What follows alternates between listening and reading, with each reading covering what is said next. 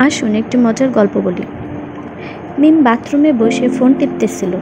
হঠাৎ করে ফোনটি কোমরের ভিতরে পড়ে গেল। মিম জোরে জোরে কান্না করতে লাগলো। হঠাৎ করে কোমর থেকে বেরিয়ে এলো কোমরপড়ি। কোমরপড়ি বলল, এই মেয়ে, কি হয়েছে তোমার?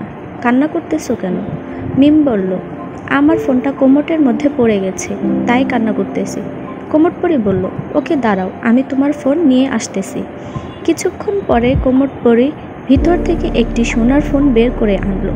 কোমরপড়ি বলল, এই ফোন কি তোমার সেই ফোন? মিম বলল, না, এটা আমার ফোন না। বন্ধুরা, এবার কি ভাবছো? সেই জলপরীর মতো আরেকটা ফোন নিয়ে আসবে?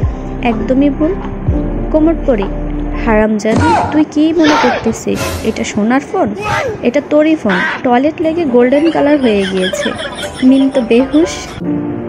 সো ভিউয়ার্স, আমার গল্পটি কেমন লাগলো অবশ্যই লাইক কমেন্ট করে জানাবেন এবং আমার পাশে থাকার চেষ্টা করুন। ধন্যবাদ।